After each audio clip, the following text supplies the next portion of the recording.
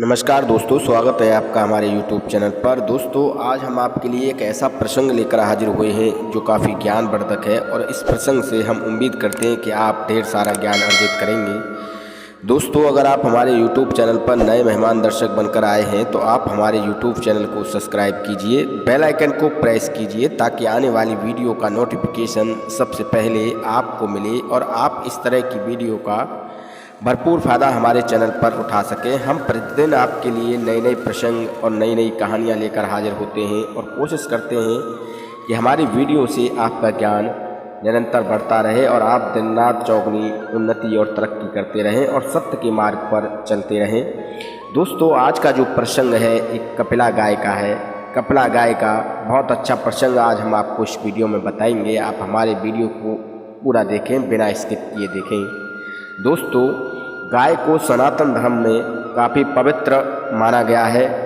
ऐसा माना गया है कि सनातन धर्म में गाय सर्वोपरि है और पूजनीय है, पर कुछ लोग समय की व्यस्तता के कारण गौ माता को भूलते जा रहे हैं।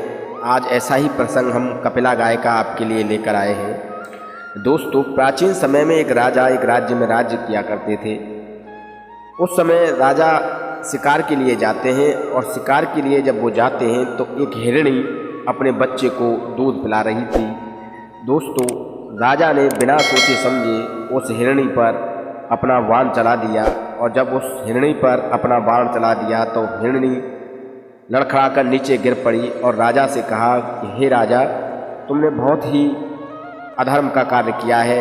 मैं अपने बच्चे को दूध पिला रही थी, तुमने ये भी नहीं सोचा कि वेद पुराण शास्त्रों के अनुसार कोई भी जीव जंतु या कोई भी मनुष्य इंसान या कोई भी माता बहन अपने बच्चे को दूध पिलाती है तो उस समय उसका वध नहीं करना चाहिए, उसका शिकार नहीं करना चाहिए।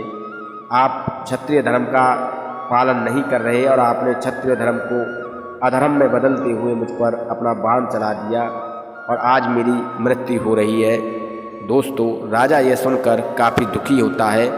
उसी समय हिरणी राजा को श्राप देती है कि आज मैं अपने बच्चे के साथ अपने प्राण त्याग रही हूँ और मैं तुम्हें श्राप देती हूँ कि जिस क्षत्रिय धर्म का तुमने पालन नहीं किया है और जिस धर्म के रास्ते पर चलते हुए तुमने अधर्म किया है, तुम इसी समय शेर के रूप में आ जाओगे और तुम इसी समय शेर बन जाओगे। दोस्तों, जब राजा को यह श्राप लगा तो राजा विचलित हो गया और अपनी गलती का एहसास करने लगा और गौ माता से जाकर कहने लगा, कपिला गाय राजा जो है हिरणी से कहने लगा कि आप मुझे श्राप मुक्त कर दीजिए, इस श्राप से बचने का आप मुझे कोई तरीका बताइए। तब हिरणी राजा से कहती है कि सुनो, आने वाले समय में तुम्हारी भेंट कपिला गाय से होगी और कपिला गाय से संवाद के बाद ही तुम पुनः राजा के रूप में वापस आ जाओगे। उससे पहले तुम्हें सिंह के रूप में ही अपना जीवन यापन करना होगा और अपना जीवन गुजारना होगा।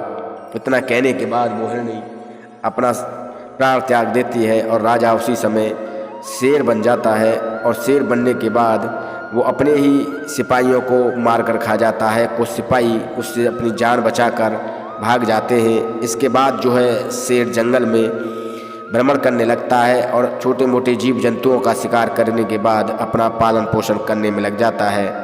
दोस्तों, जब धीरे धीरे समय गुजरता है तो उस जंगल की तरफ एक झुंड में कपिला गाय आ रही थी और कपिला गाय अपने साथियों से बिछड़ जाती है और शेर के सम्मुख जा पहुंचती है। अब शेर उस गाय से कहता है कि मैं तब तुम्हारा शिकार करूंगा। तब कपिला गाय कहती है कि सुनो जंगल के राजा, मैं मानती हूं कि आपका शिकार करना धर्म है, आप मेरा भी धर्म सुन लीजिए। मेरा बच्चा इस समय काफ़ी भूखा है, अभी मेरा बच्चा दूध पीता है और मैं अपने बच्चे को दूध पिलाकर आपके पास आ जाऊंगी, आप मेरा शिकार कर लेना, आप मेरा शिकार कर सकते हैं। दोस्तों, शेर को कपिला गाय की बात पर भरोसा नहीं हुआ। उसने कहा कि आज तक कोई लौट कर नहीं आया, तुम हमसे झूठ बोल रही हो। तब गौ माता ने कहा कि नहीं, मैं सत्य बोल रही हूँ और मैंने आज तक कभी झूठ नहीं बोला। गौ माता उस शेर को कई तरीके से विश्वास दिलाती है, कई कस्में वादे करती है और शेर उस गौ माता को जाने की इजाज़त दे देता है।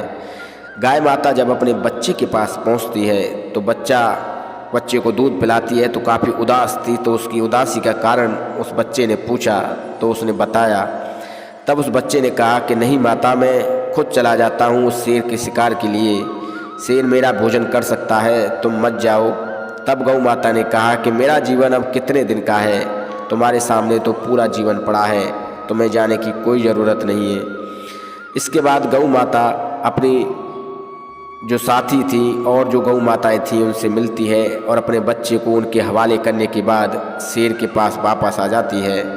शेर देखकर खुश होता है और शेर कहता है कि मुझे यकीन नहीं हो रहा कि तुम अपना वादा निभाने के लिए वापस आ चुकी हो। आज ऐसा पहली बार हुआ है कि कोई जीव जंतु, कोई जानवर मेरे पास पहली बार वापस आया है, अन्यथा सब झूठे वादे करके और मुझसे बचकर निकल जाते हैं। दोस्तों, गाय कहती है कि नहीं शेर सिंहराज, मैंने अपना धर्म निभाया है, अपना वचन निभाया है, आप मेरा शिकार कर सकते हैं। शेर जो था वो गौ माता की वचन पर कायल हो जाता है और गौ माता को कह देता है कि तुम वापस जा सकती हो और मैं तुम्हारा शिकार नहीं करूँगा, तुमने सत्य मार्ग पर चलकर अपना धर्म और वचन निभाया है। दोस्तों, शेर उसी समय राजा के रूप में वापस लौट आता है। उसके जो भी पाप कर्म थे वो सभी नष्ट हो जाते हैं। कपिला गाय से संवाद के बाद वो अपने पुनः राजश्री वेश में आ जाता है और गौ माता को धन्यवाद देता है और गौ माता से कहता है कि आपने मेरा उद्धार किया है। पर आज के समय में मनुष्य बहुत लालची हो गया है, वो आपको भूलता जा रहा है, आपकी संस्कृति को भूलता जा रहा है, आपके धर्म और विचार को भूलता जा रहा है। तब गौ माता कहती हैं, गौ माता 3 बातें ऐसी बताती हैं। गौ माता कहती है कि इंसान अपनी संस्कृति को भूलता जा रहा है, इंसान अपनी संस्कृति के आगे गौ माता को आजकल सद्भावना नहीं देता है, उनका पालन पोषण नहीं कर रहा है। दूसरी बात गौ माता कहती हैं कि इंसान धन के आगे भी सब कुछ भूलता जा रहा है। तीसरी बात गौ माता कहती है कि इंसान अब इतना लोभी हो गया है कि अब उसके अंदर तृष्णा काफ़ी ज़्यादा बढ़ चुकी है और वो अब हर किसी का अहित करने पर लगा हुआ है। दोस्तों, आपको बता दें कि जब सृष्टि की रचना हुई थी तो सबसे पहले गौ माता की उत्पत्ति हुई थी। गौ माता के ऊपर ही इंसान के पालन पोषण का जिम्मेदारी सौंपी गई थी, क्योंकि गौ माता से कहा गया था कि इंसान तुम्हारी सेवा करेगा और तुम उसे बदले में दूध, घी, मक्खन दोगी, उसका पालन पोषण करोगी। ये जिम्मेदारी गौ माता के कंधों पर ही डाली गई थी, क्योंकि गौ माता की उत्पत्ति, सृष्टि की रचना जब हुई थी तो सबसे पहले गौ माता की उत्पत्ति हुई थी। पर अब हर इंसान इतना लालची हो चुका है कि गौ माता को भूल गया है, गौ माता के उपकार को भूल गया है। जिस पृथ्वी पर इंसान रहता है वो भी एक गौ माता की तरह ही है। गौ माता की गोद में हर इंसान बैठा है, पर फिर भी गौ माता को हर इंसान भूलता जा रहा है। प्रिय दर्शकों, हम आपसे वीडियो के अंत में यही कहेंगे कि जो व्यक्ति गौ माता की सेवा करेगा उसका एक न एक दिन गौ माता अवश्य उद्धार करेंगी, उसके जीवन में एक दिन जरूर तरक्की आएगी। वीडियो अच्छा लगा हो तो लाइक कीजिए। नमस्कार।